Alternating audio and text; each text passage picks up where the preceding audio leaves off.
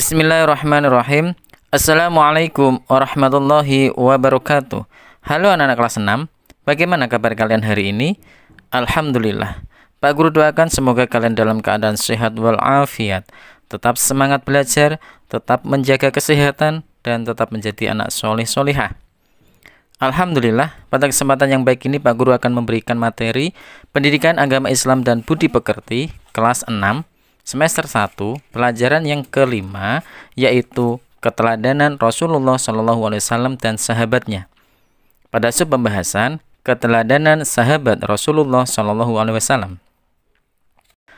Anak-anak, sebelum kita lanjutkan, marilah kita berdoa terlebih dahulu. Berdoa mulai.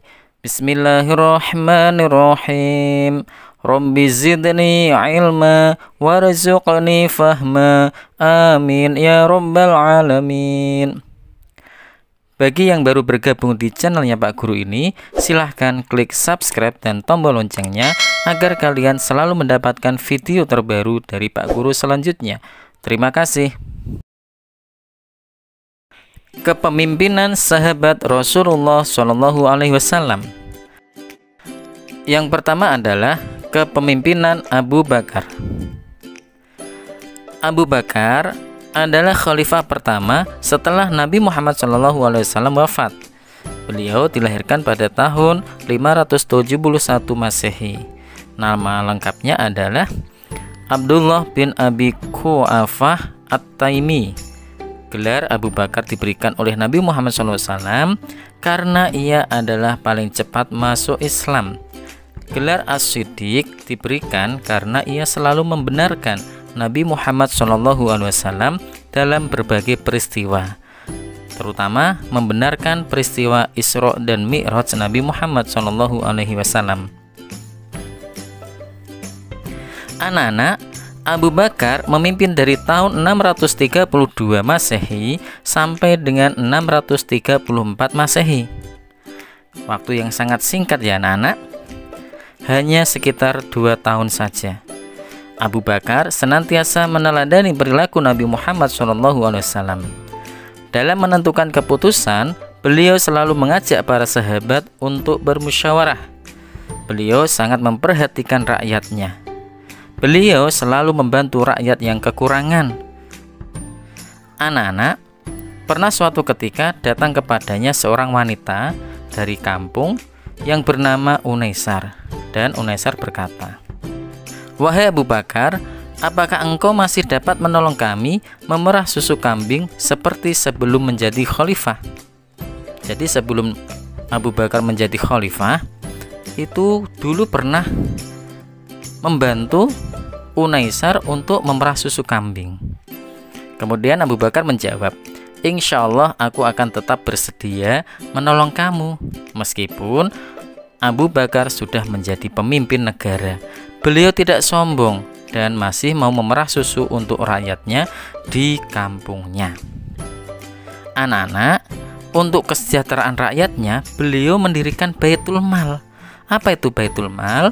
Baitul Mal adalah suatu lembaga yang mengurusi kas dan keuangan negara. Itu keteladanan pemimpin Abu Bakar As-Siddiq. Yang kedua, kepemimpinan Umar bin Khattab. Umar bin Khattab adalah khalifah kedua setelah Abu Bakar. Umar bin Khattab mempunyai nama lengkap Umar bin Khattab bin Abdul Uzza. Umar bin Khattab menjadi khalifah sejak tahun 634 Masehi sampai dengan 644 Masehi. Beliau seorang pemberani, jujur, adil, tegas, bijaksana, dan tanggung jawab terhadap rakyatnya. Beliau juga seorang pemimpin yang hidup sederhana anak-anak dan suka bermusyawarah. Misalnya, suatu ketika Khalifah Umar bin Khattab menyuruh anaknya untuk mematikan lampu di dalam ruangan karena lampu itu dibiayai oleh negara. Sedangkan kedatangan anaknya untuk keperluan pribadi keluarganya. Khalifah Umar bin Khattab tak mau menggunakan fasilitas negara untuk kepentingan pribadi dan keluarganya, walaupun hanya sebatas cahaya lampu. Pada masa pemerintahannya, Umar bin Khattab dikenal sebagai pribadi yang sederhana dan bertanggung jawab. Sebagai contoh, sikap tanggung jawab yang diperlihatkan Umar bin Khattab yaitu pernah suatu saat beliau berkata ketika ia melihat kondisi jalan yang rusak. Kemudian ia berkata, "Aku akan segera perbaiki jalan itu, sebab aku takut diminta pertanggungjawaban di hadapan Allah Subhanahu wa taala." Hanya gara-gara ada seekor unta yang terjungkal. Ya, begitu sangat tanggung jawab Khalifah Umar bin Khattab itu. Dan masih banyak lagi perilaku teladan yang patut kita contoh dari pribadi Khalifah Umar bin Khattab. Anak-anak, jasa Khalifah Umar bin Khattab yang sampai saat ini kita rasakan adalah penetapan kalender Hijriyah atau penetapan tanggal 1 Muharram sebagai tahun baru Hijriyah. Itu yang menetapkan pertama kali adalah Khalifah Umar bin Khattab. Anak-anak, kepemimpinan yang ketiga adalah Utsman bin Affan. Khalifah Utsman bin Affan memerintah selama 12 tahun atau dari tahun 644 sampai dengan 656 Masehi. Beliau dikenal sebagai orang yang kaya dan dermawan. Bukti kedermawaan Utsman bin Affan yaitu pada masa pemerintahan Abu Bakar, beliau pernah memberikan gandum yang diangkut dengan 1000 unta untuk membantu kaum miskin yang menderita di musim kering. Itu bukti kedermawaan Khalifah Utsman bin Affan. Pernah membantu ketika masa pemerintahan Abu Bakar mengirimkan gandum yang diangkut oleh 1000 unta. Banyak sekali ya anak-anak ya. Di masa pemerintahannya, Utsman bin Affan melakukan kodifikasi atau menyusun atau membukukan kitab Al-Quran karena beliau khawatir akan terjadi perbedaan Al-Quran. Kemudian beliau membentuk panitia penyusunan Al-Quran yang diketuai oleh Zaid bin Sabit dengan anggotanya Abdullah bin Zubair dan Abdurrahman bin Haris. Panitia tersebut bertugas menyalin ulang ayat-ayat Al-Quran dalam sebuah buku yang disebut mushaf dan diperbanyak 4 buah eksemplar. 1 buah disimpan di Madinah yang disebut dengan mushaf Al-Imam atau mushaf Utsmani. 4 buah lainnya dikirim ke Mekah, Suriah, Basrah, dan Kufah. Di samping itu, beliau juga merenovasi Masjid Nabawi di kota Madinah dengan cara memperluas dan memperindah bentuknya. Itulah kepemimpinan Utsman bin Affan. Anak-anak, kepemimpinan khalifah yang terakhir adalah Ali bin Abi Thalib. Ali bin Abi Thalib adalah salah seorang Khulafaur Rasyidin yang terakhir atau yang keempat anak-anak. Ali merupakan anak dari paman Rasulullah SAW, yaitu Abu Thalib, yang selalu membela dakwah Nabi Muhammad SAW.